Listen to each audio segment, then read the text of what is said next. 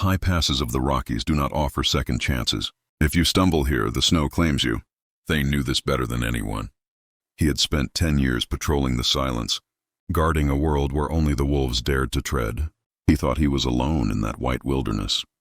He was wrong. A flash of blue in a world of gray changed everything. It wasn't a rock, and it wasn't a fallen branch. It was a woman, buried in the drift, left for dead. But the cold wasn't the only thing hunting her. Welcome back to Frontier Rescue Stories. If you love hearing tales of rugged mountain men, brave women, and survival against impossible odds, please take a moment to hit that like button and subscribe to the channel. Your support keeps our campfire burning and brings these stories to life. Now let's head into the storm. The wind didn't just blow, it screamed. It tore through the canyons like a wounded animal, stripping the warmth from anything foolish enough to be out in the open. Thane pulled his buffalo coat tighter around his neck. His beard was already frosted white, stiff with ice. He narrowed his eyes against the stinging gale. He needed to get back to the cabin. The sky to the north was turning a bruised shade of purple, the color of a blizzard that would bury the world for a week. Thane was a man of the mountains. He knew the rhythm of the seasons, and he knew when the land was telling him to hide. He urged his dogs forward. The sled runners hissed over the hard-packed crust of the snow. He was checking the southern ridgeline one last time. It was a habit, a dangerous one perhaps, but he liked to know his territory was clear before the white curtain fell. The world was a blur of gray and white. There was nothing to see but rock and ice. Then he saw it. It was just a speck of color, a deep royal blue that had no place in this frozen landscape. It was caught near the base of a twisted pine tree, half buried by the shifting drifts. Thane called out to his lead dog to halt. The team whined, eager to keep moving toward the warmth of home, but they obeyed. Thane stepped off the runners. The snow was waist-deep here. He waded through it, his breath puffing out in heavy clouds. He expected to find a discarded blanket, maybe a saddlebag dropped by a traveler months ago, finally revealed by the wind. He reached the tree and froze, his heart hammered against his ribs. It wasn't a saddlebag, it was a shoulder. He fell to his knees, digging frantically with his gloved hands. The snow was heavy, packed tight by the wind. He shoveled it aside, revealing the shape of a person curled into a tight ball. It was a woman. She wore a coat of fine blue wool, far too thin for this elevation. Her hair was matted with ice, fanned out around her pale face like a frozen halo. She looked peaceful. She looked dead. Easy now, Thane whispered, his voice rough from disuse. He pulled off his glove, pressing his warm fingers against the side of her neck. Her skin was as cold as the stone beneath them. He held his breath, waiting. For a long moment, there was nothing, just the howling wind. Then he felt it. A flutter, weak, erratic, and terrified. A heartbeat. She was alive, but the storm was crashing down on top of them, and death was only minutes away. Thane didn't waste a second. He ignored the stinging cold biting at his own exposed hand. He scooped the woman up. She was light, disturbingly so, like a bird with hollow bones. Her blue coat was stiff with frozen moisture. It crunched as he moved her, the sound loud in the muffled silence of the falling snow. He carried her to the sled and laid her down on the pile of furs. He stripped off his own heavy buffalo coat and tucked it around her, pushing the edges in tight to trap whatever meager heat she had left. He was left in his buckskins, the wind cutting right through to his skin, but he didn't care. "Hike!" he roared to the dogs. The team surged forward. They sensed the urgency in his voice. They felt the storm breathing down their necks. The journey back was a blur of white blindness. The snow was falling so hard now that Thane couldn't see the lead dog. He had to trust them to find the path home. He kept one hand on the bundle behind him, his fingers gripping the fur, making sure she didn't slide off into the drift. The cabin loomed out of the gray mist like a dark fortress. It was a welcome sight. Thane hauled the sled to the shelter of the overhang. He lifted the woman again, kicking the heavy wooden door open with his boot. The air inside was stale but dry.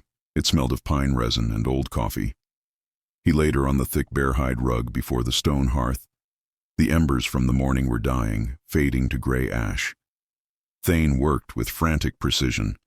He fed dry kindling to the faint red glow, blowing gently until a yellow flame licked upward. Then he added the split logs. The fire roared to life, casting long, dancing shadows against the log walls. He turned his attention back to the stranger. He had to get the cold out of her core. He rubbed her hands between his own rough palms. They were marble white. He feared frostbite. He feared the sleep that doesn't end. He carefully loosened the frozen laces of her boots and pulled them off, massaging warmth into her feet. Outside, the wind hammered against the sturdy timber walls, demanding entry. It howled down the chimney, fighting the rising smoke.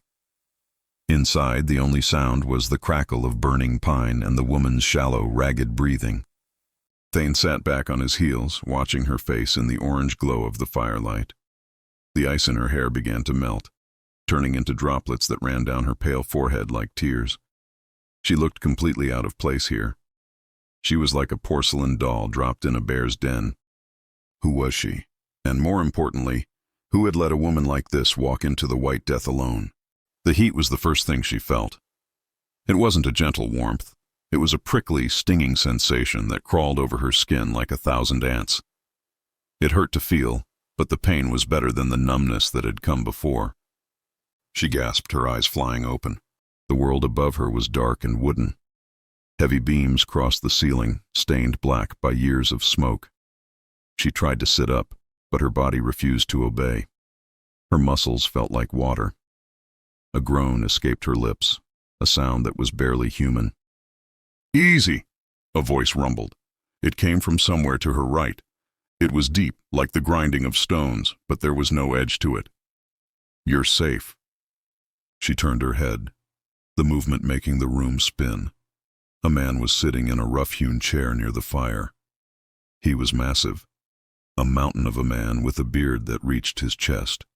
He held a tin cup in his hands. In the flickering light, he looked like a bear that had learned to walk upright. Panic flared in her chest. She scrambled backward, pushing her heels against the bearskin rug, her breath coming in short, terrified bursts. "Stay still," the man said, not moving an inch. He kept his hands where she could see them. "I'm not going to hurt you. You were in the snow. I brought you in." The snow. The memory hit her like a physical blow, the blinding white, the biting cold, the feeling of her heart slowing down. She looked at her hands. They were red and raw, but they were moving. Where is this?" she whispered. Her voice was cracked and dry. "High Pass," the man answered. He leaned forward slowly and offered the tin cup. "Drink. It's hot broth. You need it." She hesitated, then took the cup with trembling fingers. The hot liquid scalded her tongue, but it was the best thing she had ever tasted. She drank greedily. When she finished, she looked back at him. His eyes were dark and unreadable, hidden beneath heavy brows. "I'm Thane," he said. "Who are you?"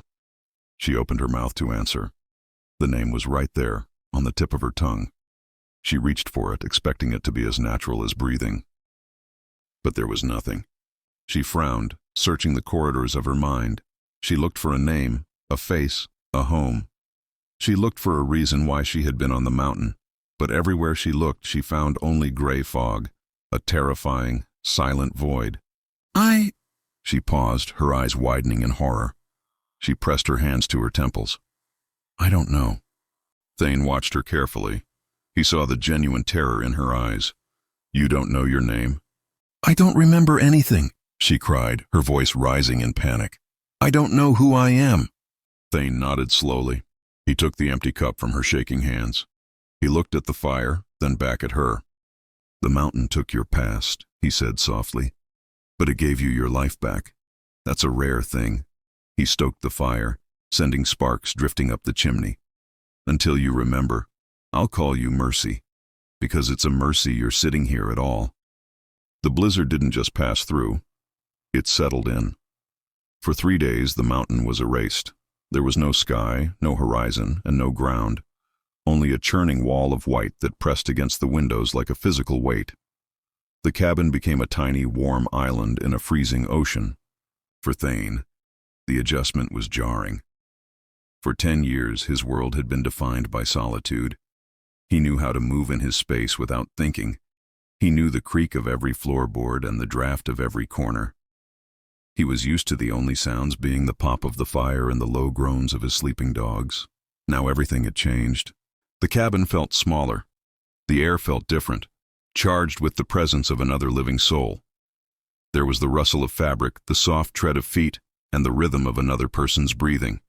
It was suffocating at first, but then, strangely, it became grounding. Mercy recovered slowly. The hollow, haunted look in her eyes began to fade, replaced by a quiet curiosity. She wasn't the type to lay about, even when her body was weak. By the second day, she was trying to stand, gripping the back of the rough-hewn chair for support. "You don't have to work," Thane grunted, watching her try to stack the firewood he had brought in. "Rest is what you need." "I can't just sit," Mercy replied, her voice gaining a little more steel. "The silence, it gets too loud when I just sit. I need to be useful." Thane watched her from the corner of his eye while he mended a snowshoe. She moved with a strange grace that didn't belong in a trapper's shack. She didn't stomp or clutter, she glided. When she drank her coffee, her fingers held the tin cup with a delicacy that spoke of tea parlors and fine china, though she had no memory of such things. They fell into a quiet routine. Thane would cook, simple stews of dried venison and beans, and Mercy would tidy the small space. They didn't speak much. The howling wind filled the gaps in their conversation, but the awkwardness began to melt away, replaced by a shared understanding of survival. By the fourth night, the screaming of the wind began to die down. The storm was breaking. Thane looked at the door, then back to Mercy, who was sleeping by the hearth wrapped in his best wool blanket. A knot of tension tightened in his gut. He realized he wasn't eager for the snow to clear. The storm had been a cage, yes, but a cage keeps things in. It also keeps things out. When the sun returned, the path to the valley would open, and whatever Mercy had been running from might just find its way up. The silence that followed the storm was heavier than the wind had been. The world outside was buried under 4 feet of new snow, bright enough under the moon to hurt the eyes. But inside the cabin, the shadows were long and deep. Thane sat at the small table, oiling the mechanism of his repeating rifle. The smell of gun oil and pine sap filled the room. It was a familiar, comforting scent to him. But across the room, Mercy was rigid. She sat on the edge of the hearth, staring into the heart of the fire. She hadn't moved in an hour. Her eyes were wide, reflecting the dancing flames, but she wasn't seeing the burning logs. She was seeing something else. Suddenly, she gasped, her hands flying up to clutch at her throat. She scrambled back from the heat, knocking over a stack of kindling with a loud clatter. Thane was on his feet in an instant, the rifle forgotten. "Mercy, what is it?" She was trembling, her chest heaving as if she had just sprinted a mile. She looked around the cabin frantically, her eyes darting to the shadowed corners as if expecting monsters to step out. "Do you smell that?" she whispered, her voice tight with panic. Thane sniffed the air. "I smell pine, wood smoke, the stew we ate." "No." She shook her head violently. "No, it's sweet, cloying, like tobacco, but not the kind you chew. Rich tobacco, pipe smoke, and polished leather." Thane lowered his hand slowly. He didn't smoke. There was no leather in this cabin that wasn't rough, cured hide. "There's no one here but us, Mercy. You're remembering." She squeezed her eyes shut, pressing the heels of her hands into her temples. "I can hear it, a door, a heavy door, solid oak. It slammed shut, the sound. It vibrated in my teeth." She shuddered. "And the click of a lock, a heavy iron latch sliding home. I was on the other side. I was running." She looked up at him, and the fear in her eyes was raw and unguarded.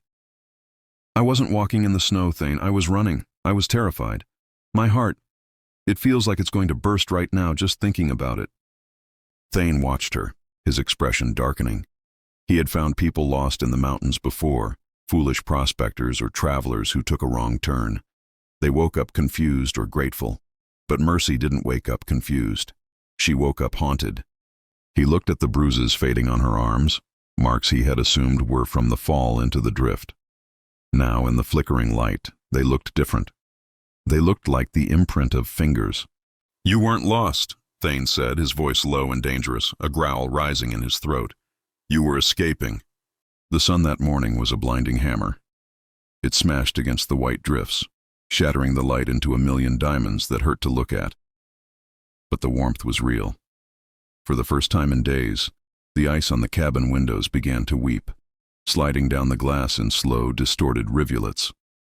Thane was busy at the rough table, working through a pile of winter carrots pulled from the root cellar. They were hard as stones and covered in grit. He worked methodically, his large knife chunking through them with a dull rhythm. "Let me help," Mercy said. It wasn't a question. She was already standing beside him, reaching for the spare paring knife. Thane hesitated. She still looked frail, her face pale against the dark timber of the walls. "You should sit, Mercy. You're still mending." "My legs are weak, Thane, not my hands." She took the knife before he could protest and picked up a gnarled root. Thane watched her, expecting her to struggle. He expected the clumsy, hesitant strokes of a city woman used to having her meals served on silver platters. But that isn't what he saw. The knife flashed in her hand. It moved with a terrifying, elegant speed. She didn't hack at the vegetable. She shaved it. The skin fell away in a single, unbroken ribbon, curling onto the wood like a shaving of gold. Her fingers were nimble, efficient, and steady. There was no wasted movement. She finished 3 carrots in the time it took Thane to chop one. Thane stopped working. He leaned back, wiping his hands on a rag. "That ain't the hand of a scullery maid," he observed quietly. "And it ain't the hand of a lady of leisure either. You've held a blade before. Someone taught you how to work." Mercy paused, looking down at her own hands as if they belonged to a stranger. She turned the knife over, balancing it perfectly on her index finger. "It just felt right," she whispered. "My mind is empty, Thane, but my hands, they seem to remember things I don't." She set the knife down and walked to the window, squinting against the glare. She stared out at the tree line, where the snow was broken by a series of faint rhythmic indentations. "The snowshoe hare is out early," she murmured, her voice distant. "Moving south to the brush. That means the wind is going to turn by evening." She froze. She turned slowly to look at Thane, her eyes wide with confusion. "How do I know that?" she asked, her voice trembling. "I don't know my own name, but I know the migration patterns of a rabbit. I know how to strip a root without breaking the skin." Thane stood up, his shadow falling over her. "It means you didn't just grow up in a parlor, Mercy. You have grit in your blood. You're a survivor, and whoever you were before the snow took you, she was formidable." The cabin walls, once a shelter, were beginning to feel like a trap to Thane. The air inside was too still. He needed the bite of the wind to clear his head. He strapped on his bare-paw snowshoes, the rawhide bindings creaking in the cold air. "I'll check the trap lines," he told Mercy. She was sitting by the fire, mending a tear in his spare shirt. She nodded, offering a small, tentative smile that didn't quite reach her eyes. She was still afraid, even if she didn't know what of. Outside, the world was a blinding expanse of white. The sun was high, and the snow was settling, becoming heavy and wet. Thane moved with the loping gait of a man born to the high country. He checked the snare near the creek, empty. He checked the deadfall by the ironwood grove, empty. He circled back toward the ridge, intending to cut a fresh trail. That was when he saw it. It was a scar on the perfection of the drift. Thane froze. He crouched low, his hand instinctively dropping to the knife at his belt. It wasn't a wolf track. It wasn't the clumsy wallow of a waking bear. It was a boot print. He moved closer, studying the depression in the snow.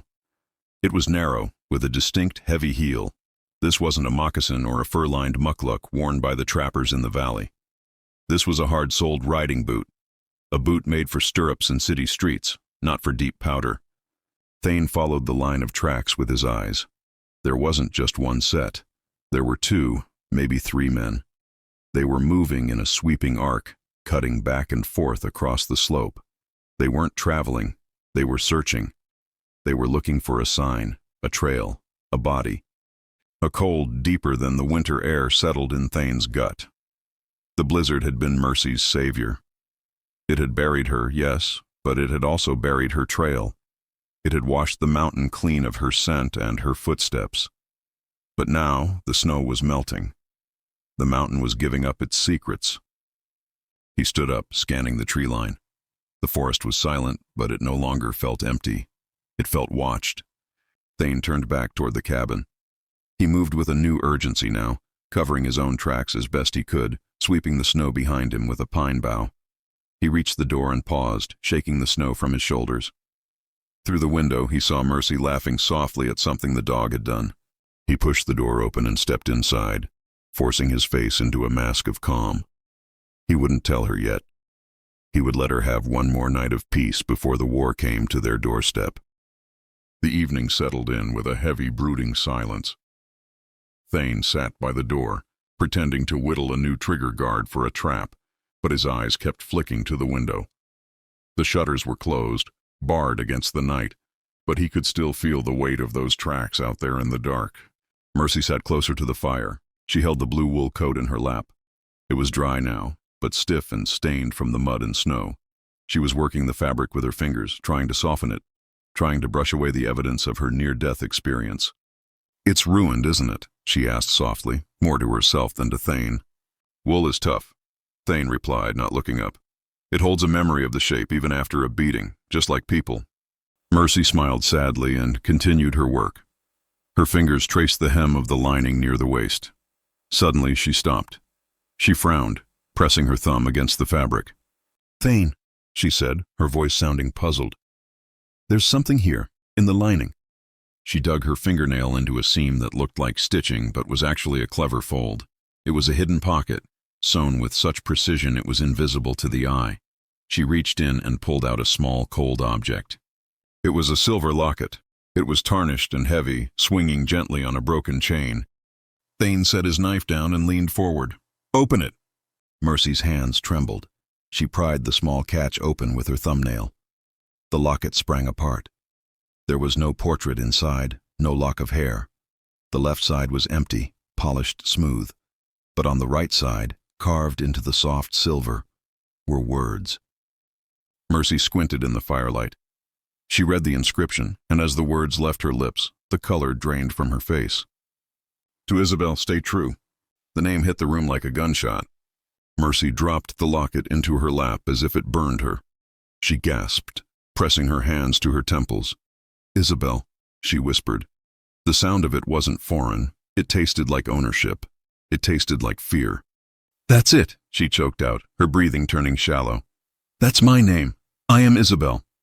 Thane moved to her side, his large hand resting gently on her shoulder to steady her. "Isabel," he tested the name. It sounded elegant, sharp, and dangerous. "Does the name bring anything else? A face? A place?" She looked up at him, her eyes swimming with sudden tears. "No faces, just a feeling of being small in a large room, and a voice telling me that Isabel was sick, that Isabel couldn't be trusted with her own life." She gripped Thane's wrist, her fingers digging into his skin. "They told me I was mad, Thane. Am I mad?" Thane looked at the woman, at Isabel. He saw the intelligence in her eyes and the skill in her hands. "No," he said firmly. "You aren't mad, but someone wanted you to believe you were. The truth is a heavy burden, but it anchors you." Once the name Isabel was spoken, the fog in the room seemed to lift. The woman sat straighter. The trembling in her hands stopped. She wasn't just a lost soul anymore.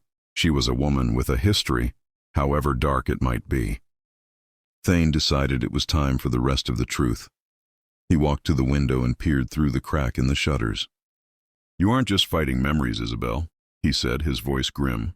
"I found tracks on the ridge today, riding boots, men who don't know the mountain but know what they are looking for." Isabel looked at him. A day ago this news might have shattered her. She might have wept or fainted. But the name in the locket had given her a spine of steel. She stood up slowly, the blue coat falling from her lap. "They are coming for me," she stated flatly. It wasn't a question. "They are looking," Thane corrected. "But they haven't found this cabin yet, and when they do, we won't be easy prey." He moved to the corner and pulled a stack of heavy oak planks from the rafters. "We need to close the eyes of this house. If they can't see in, they can't shoot in." They worked through the night. It was a silent, desperate labor. Thane hammered the planks over the windows, leaving only narrow slits for watching. Isabel packed food into canvas sacks, dried meat, hardtack, coffee. She filled every pot and bucket with water from the rain barrel, knowing that if they were besieged, water would be more precious than gold. There was no panic in her movements. There was only a cold, focused determination. She was Isabel. She had survived the snow, and she would not survive it just to be dragged back to the cage she had escaped. When the work was done, the cabin felt tight and secure, like a ship battened down for a hurricane. Thane took an old, heavy revolver from his chest. He checked the cylinder and placed it on the table between them. "Do you know how to use this?" he asked. Isabel looked at the iron and wood. She reached out and wrapped her hand around the grip. Her finger rested naturally outside the trigger guard. She checked the weight of it. "I think," she murmured, looking up at him with eyes that were hard and bright. "I think I might have learned. Long ago. Before the sickness they said I had." Thane nodded. He grabbed his coat. "Good. Because the sun is coming up, and with the light, the wolves will come knocking." Dawn arrived, not with warmth, but with a pale, exposing light. It washed over the snow-covered valley, stripping away the protective shadows of the night. Inside the cabin, the air was thick with waiting. Every creak of the settling timbers sounded like a footstep. Thane stood by the narrow slit in the boarded window, his body as still as the stone chimney. He watched the tree line. For an hour, nothing moved but the wind-shaken boughs. Then, the silence broke. It wasn't the stealthy approach of a hunter. It was the bold, crunching rhythm of horses moving without fear. "They're here," Thane said quietly. Isabel was sitting on the edge of the loft ladder. At his words, she went rigid. She scrambled up into the shadows of the loft, pulling the trapdoor almost shut, leaving only a sliver of darkness to see through. She had to become a ghost again. Thane watched the riders emerge from the trees. There were 3 of them. 2 hung back, rough men with rifles resting casually across their saddles, their eyes scanning the perimeter with bored efficiency. But the man in the lead was different. He rode a tall black gelding, an expensive beast that looked unhappy in the deep snow. The rider wore a heavy coat of gray wool with a fur collar that looked more decorative than practical. He sat tall, his posture rigid and commanding. He didn't look like a bandit. He looked like a banker, or a judge. The man rode right up to the front of the cabin, stopping 10 paces from the door. He didn't draw a weapon.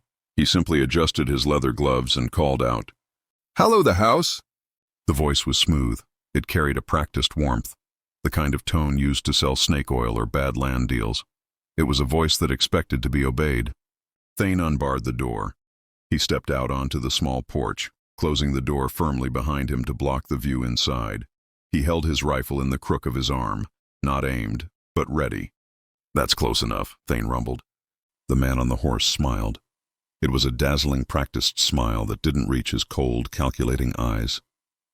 "My apologies for the intrusion, sir," the stranger said, tipping his hat slightly. "My name is Garrick. I'm in a bit of a desperate way. I am searching for my sister. Poor girl. She's not well in the head. Wandered off from our camp days ago in the storm. We feared the worst." Up in the loft, Isabel pressed her hand over her mouth to stifle a scream. The voice. It was the voice from her nightmares. The voice that had whispered lies to doctors. The voice that had ordered the locking of the iron door. Garrick leaned forward in his saddle, his face the picture of brotherly concern. "She's a danger to herself, truly. A small thing. Dark hair. Confused. Have you seen anyone like that up here in this desolation?" Thane looked at the man. He saw the predator behind the smile. "I've seen no one," Thane lied, his voice flat as granite. "Just the snow and the wolves." Garrick didn't leave. He didn't even blink. He sat comfortably in his saddle, the leather creaking softly as the horse shifted its weight. He studied Thane with the look of a man appraising a head of cattle he intended to buy cheap. "No one," Garrick repeated, his voice dipping into a lower, more conspiratorial register. "That is a tragedy. Isabel, she is frail. The doctors say her mind is like a shattered mirror. She imagines enemies where there are none." He sighed, a theatrical puff of white breath in the cold air. "I only wish to bring her home, to protect her." Inside the loft, Isabel squeezed her eyes shut. The lies were smooth, coated in honey. He sounded so reasonable. If she didn't know the cold touch of the iron restraints he kept in his carriage, she might have believed him herself. Thane didn't budge. The storm was bad, he said, keeping his tone bored. If she was out in it, the mountain has her now. You're wasting daylight. Garrick's smile tightened at the edges. He glanced at his two hired men, then back to Thane. You're a hard man, sir. But I suppose this country breeds hard men. Perhaps we could step inside, just to warm our bones before we turn back. My men are frozen through. I'm low on wood, Thane countered instantly, and I don't take guests. There's a way station 10 miles south. You can make it before dark if you ride hard. It was a dismissal, a direct insult in the code of the West, where hospitality was often a matter of survival. Garrick's eyes narrowed. The warmth evaporated from his face, leaving something sharp and ugly underneath. He pulled on the reins, turning his horse slightly. A solitary man, Garrick mused, his eyes scanning the front of the cabin. He looked at the snow-covered roof, the barred windows, and the rough-hewn porch. Then he stopped. His gaze locked onto the far end of the porch railing. There, snagged on a splinter of the rough pine log, was a shred of fabric. It was tiny, just a wisp of blue wool caught when Thane had carried her in, or when she had shaken out the coat. Against the dark wood and white snow, that flash of royal blue screamed out. Garrick pointed a gloved finger at it. A cruel smirk curled his lip. You have strange tastes for a trapper, he said softly. Do you wear blue silk and fine wool when you patrol the passes? Or perhaps you have a guest you forgot to mention. Thane's grip on the rifle tightened. The air between them snapped like a dry twig. I think, Garrick said, his voice now devoid of any pretense, that my sister is inside, and I think you are going to step aside or my men will turn this cabin into a sieve. Thane didn't wait for the count of 3. He didn't wait for the first bullet. He stepped back, grabbed the heavy iron handle of the door, and slammed it shut with a force that shook the frame. He threw the heavy oak bar into place just as the first crack of a rifle echoed through the valley. Thwack! A lead slug buried itself in the timber, inches from where Thane's head had been a second ago. Splinters rained down onto the floorboards. Get down! Thane barked. Isabel was already moving.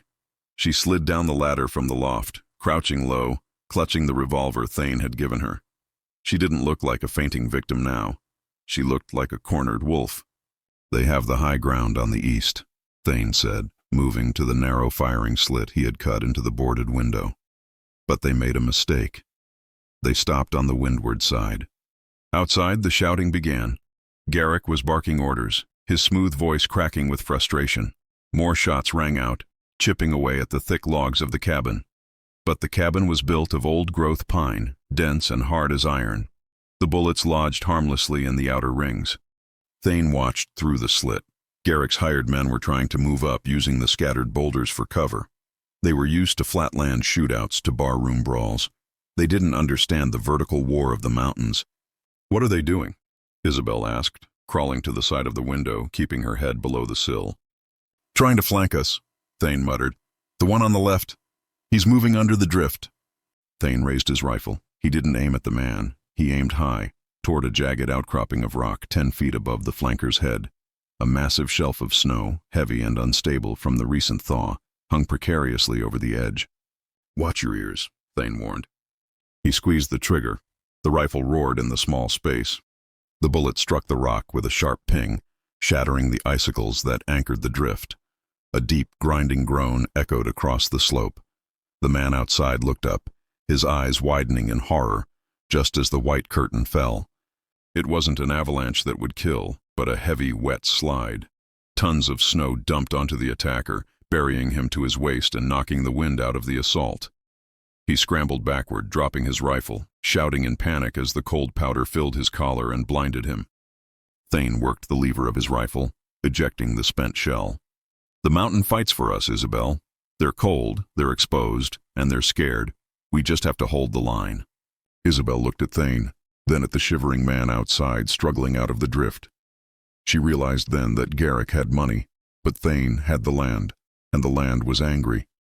The sun dipped below the peaks, plunging the valley into a bruised twilight. The shooting had stopped. Garrick's men were cold, wet, and demoralized by the mountain's rebuke, but Garrick himself was not finished. He changed tactics. He replaced bullets with words, Isabel. His voice echoed off the canyon walls, distorted and ghostly. Come out, child. You know you aren't well. You're having one of your episodes. These men, they just want to help you back to the sanitarium, back to safety. Inside the darkened cabin, Isabel was huddled against the cold stone of the chimney. Thane stood guard at the window, his silhouette rigid. But at the word sanitarium, Isabel flinched. The pain in her head spiked, a sharp white-hot lance behind her eyes. She gasped, dropping the revolver to the floor with a clatter. Mercy? Thane whispered, turning his head. No, she breathed. Her voice was trembling, but not with fear, with rage. The dam broke. The gray fog in her mind shattered, and the memories poured in like a flood. She saw a library with high shelves and the smell of old leather. She saw a document on a mahogany table. She saw Garrick standing over her, not in a rough coat, but in a tailored suit. He wasn't her brother. He was her father's business partner, the executor of the estate. Sign it, Isabel, the memory of his voice hissed. Sign over the rights, or I'll have Dr. Calloway declare you incompetent. St. Jude's has very high walls, my dear. No one hears you scream in there. She remembered the terror, the realization that the man she had trusted was a viper. She remembered the desperate plan, stealing the horse, the frantic ride into the storm because she knew the snow was the only thing that could hide her tracks. She hadn't been lost. She had chosen the risk of death over the certainty of a living hell. Isabel stood up. She wiped the dust from her skirt. The frailty was gone. The confusion was gone. She looked at Thane, her eyes clear and burning with a fierce light. He lied, she said, her voice steady and low. He isn't my brother. He is Garrick Thorne. He was my father's solicitor. He's been trying to steal my inheritance since the day my father died. He tried to have me committed to an asylum to get control of the trust. Thane looked at her. He saw the transformation. The scared bird was gone. The hawk had arrived. He wants me to believe I'm mad, Isabel continued, picking up the revolver and checking the chamber with a calm, practiced hand. He wants me to cower. But I'm done running, Thane. I remember everything, and I know exactly what he is afraid of. What's that? Thane asked. The truth, Isabel replied. He can't kill me. If I die, the money goes to the state. He needs me alive, and he needs me silent. That is his weakness. Open the door, Thane, Isabel said. Her voice was no longer a whisper. It was a command. Thane looked at her. He saw the fire in her eyes, a heat that burned brighter than the hearth behind them. He nodded once. He didn't argue. He lifted the heavy oak bar, the wood scraping loudly against the iron brackets. He kicked the door open. The wind swirled in, carrying snow and the scent of pine, but Isabel stepped out into it without flinching.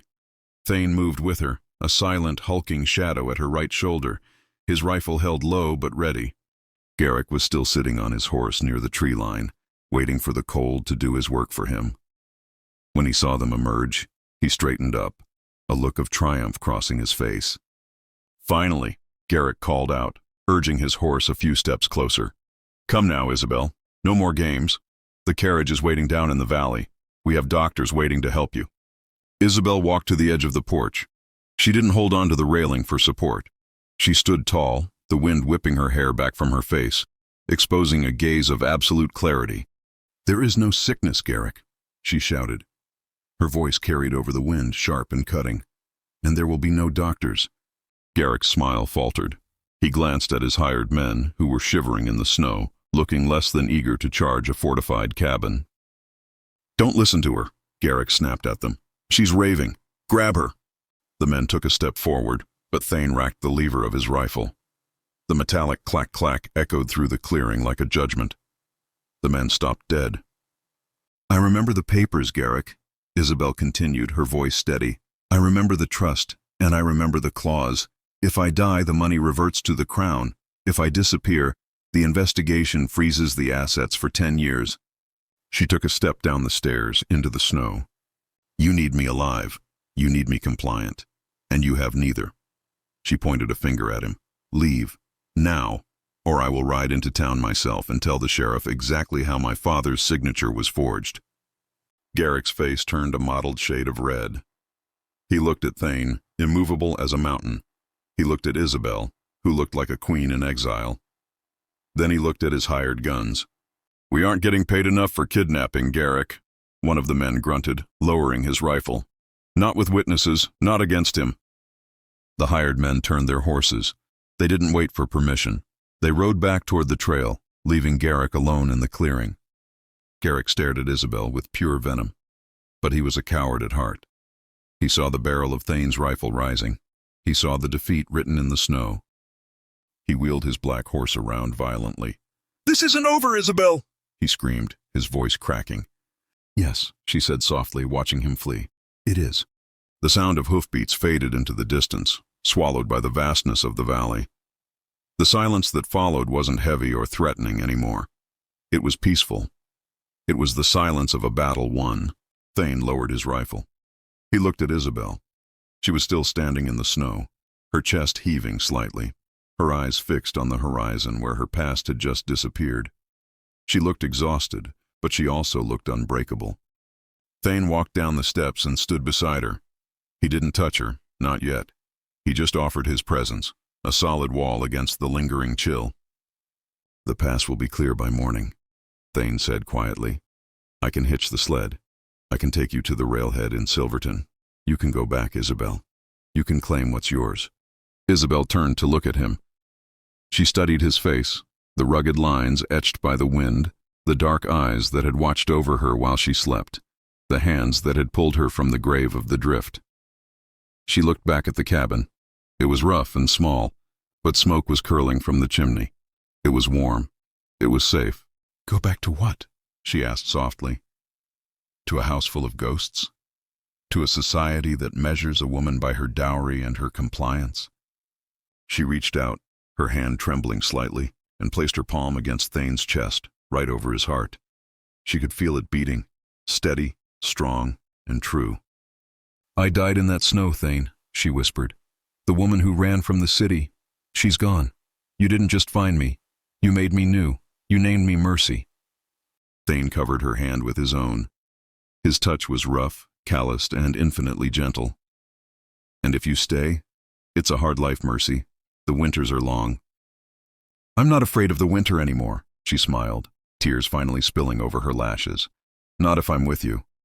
Thane didn't need any more words. He pulled her close, wrapping his arms around her like a shield.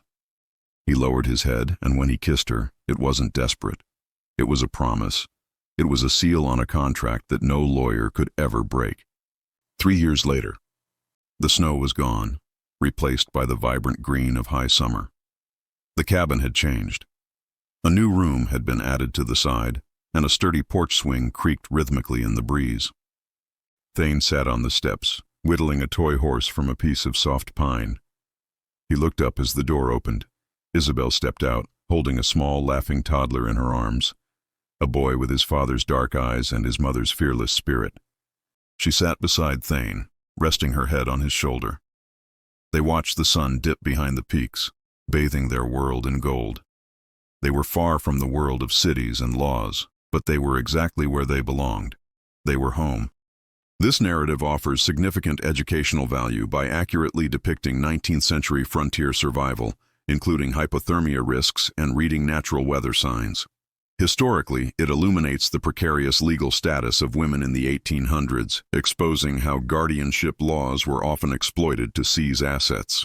Psychologically, the story serves as a case study in overcoming gaslighting, illustrating how Isabel reclaims her agency and proves that identity is self-determined. Ultimately, it promotes the moral of found family, demonstrating that true kinship is defined by loyalty and protection rather than blood, offering a timeless lesson on resilience and trust. Moral of the story. This story reminds us that our true identity isn't defined by the names we are born with or the pasts we run from. Family is not always blood. It is found in those who shelter us from the storm. True love is the anchor that holds us when the world tries to wash us away. And that, my friends, is the end of Isabel and Thane's journey. From a frozen drift to a warm hearth, they found something most people search a lifetime for. If this story warmed your heart, please do me a huge favor. Hit that like button and subscribe to Frontier Rescue Stories. It helps us keep the campfire burning and brings more tales to your screen. I want to hear from you. If you were in Isabel's shoes, would you have returned to the city to fight for your fortune, or would you have stayed in the mountains? Let me know in the comments below. If you're not ready to leave the frontier just yet, check out the playlist on your screen right now for more stories of survival and romance in the Old West. Until next time, keep your powder dry and your fires bright. Take care.